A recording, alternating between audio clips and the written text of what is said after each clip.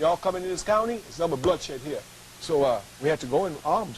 We had to go in armed. I got to ask you more. Last segment coming up, and I'll ask him. Stay with us. And the exact opposite of what I suggested. They were a political party. They were an armed party, and I remember just to have our first, I'll never forget it, to have our first primary vote. The Justice Department man came to me and said, well, you know, the law says you got to have it near the courthouse. I said, we're going to have it in the courthouse. You know. He said, well, how you going to have it? I said, we're going to have it in the courthouse. So, you know, so I came before the people. I said, they said we got to have it in the courthouse. So we got to take our guns and march up in the courthouse. The people were ready. When the white folk in the town saw was ready, the Justice Department man came back. He said, well, there's going to be bloodshed. I said, yeah, it looks that way. He said, well, you know, there's a law that says you can have it 50 yards away, a certain amount of distance away from the courthouse. I said, yeah, I know. He said, but the court has to make that rule. He said, well, the white folk made the ruling. Y'all can have it in the church. There was a church nearby. So I said, fine. So he said, the church is near the courthouse. I said, yeah. He said, y'all going to have it? I said, we're going to vote. You know, he said, well, you know, there's going to be a lot of bloodshed. I said, you tell the white folk they got the first shot. You understand? And everybody came to vote. I'm talking about all women, 75. Everybody brought their guns. We brought it out clear so nobody could see it. They put their guns down. They went. They voted. They came back. They picked up their guns. They were escorted out. So the thing was well organized, and there was guns everywhere. This isn't fair, but I'm going to try it anyway. Give me a snapshot critique of the Panther Party. It had good intentions, the one on the West Coast. Now, I just want to mention one thing. A brother by the name of Mark Comfort is the one who took the Panther Party from Lowndes County to the Bay Area. And all the books I've read in the history of the Bay Area, none of them mention his name. None. One of them. And he's the one who's done it. And those who are alive know it. Bobby Seale knows it's Mark Comfort. He knows it very well. Elaine Brown, maybe she came in later, but she must know it's Mark Comfort. So many of them who write just leave them out completely to give the myth as if they created the Black Panther Party, which they did not. This preceded Huey and all of them. This preceded Huey and all of them. They were kids in gangs when we were fighting the South. We would teach them how to fight. They were fighting each other, you know. The critique. I think the major one critique about the Black Panther Party is that, number one, Huey Newton, which was the best that it had to offer in leadership, was immediately taken off the scene. And the rest who came were at best mediocre, not concerned really with the people's struggle, not understanding precisely people's struggle, and more importantly, not willing to discipline themselves to the rigidity of that struggle, which Huey Newton was. He was willing to discipline himself to the rigidity of struggle. He would read, he would sit down, he would analyze, he would discuss. But many of them, I didn't see it. Matter of fact, I remember one of my biggest fights I had in the Central Committee of the Black Panther Party was to try and introduce a political education program to the rank and file. There was an organization out there called US. Yes. Were they friends, allies, or foes? They were friends.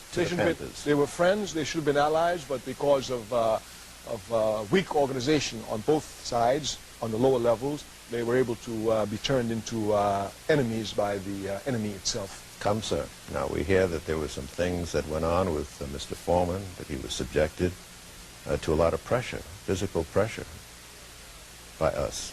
Yes, well, there's no, that might have been true. There's no question about it. But as I'm saying is once the enemy come in, instead of making the enemy, but makes us the enemy, well, then there's no hold bars here for people who do not like themselves. So you're talking about heavily infiltrated. Heavily infiltrated. There's no question about it on every level. And I was in the middle of it trying to stop it. And I was looking like if I don't want war. You know, the Panthers said, I said, why you got to kill him? We got white policemen running around in Los Angeles who are crazy. You know, let's off a couple of them. You understand? And let him know that after we off the police, he don't straighten up, we're coming for him. We're just about out of time in this very fascinating talk, but I wonder if you have anything to say to young people who don't know you, who don't know the 60s, much less what went down before then, don't know too much about world affairs. What would you say to them? I will give them the same quote the Honorable Marcus Mosiah Garvey has given us all, which is, a people without history is like a tree without roots. And what they know, if you don't know where you come from, you don't know where you're going. I would encourage them to know their history. American capitalism, which is a very individualistic society, would like us to believe that the world begins with us. I even think some people who were born in the 60s think that the world began in the 60s. The struggle began in the 60s, but the struggle began once Africa encountered injustice. And that's been a struggle that's been going on for centuries. Each and every one of us is just a little drop in this bucket of constant struggle. We will pass. The eternal people will be here to continue that struggle. Therefore, they must know their history. so they could know precisely what contribution they must make to humanity. This is important. I ain't got no time for that, brother. I mean, with all respect, you're, getting on in years, but I got to worry about getting a meal here and surviving today. I don't have no time for reading. I understand that, brother, but I want to tell you something. If you really know how to survive, then you can really survive. Because I'll tell you what, if me and you got out there on the road to survive, I survive better than you because I know a lot more than you because I read a lot more than you.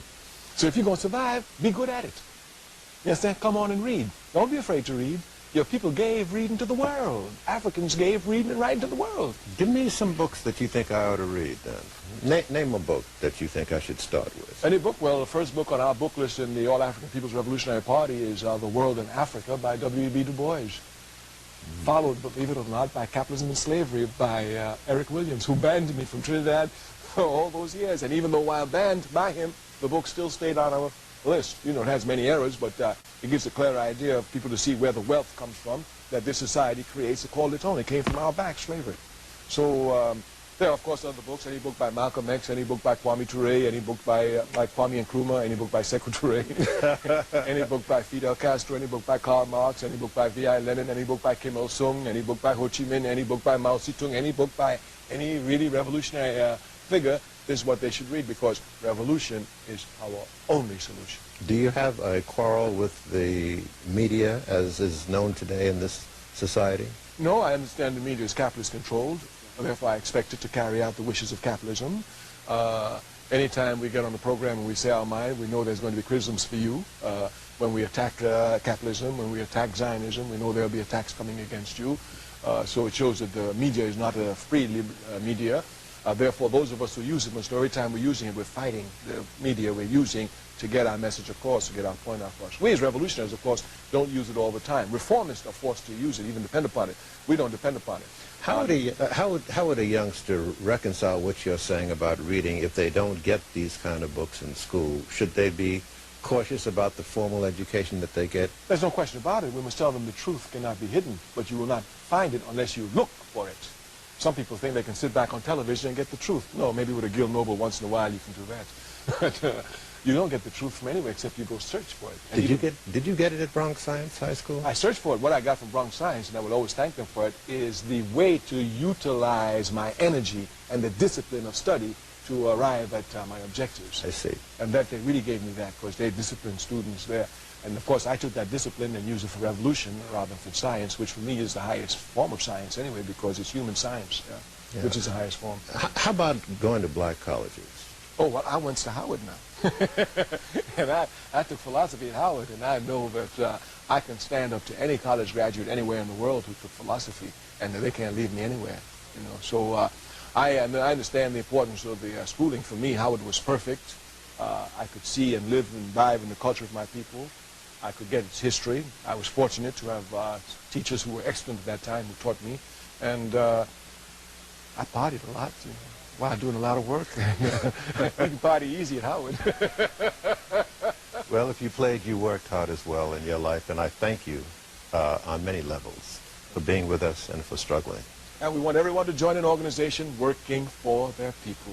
Thank you, Gil Noble, for your years of consistency.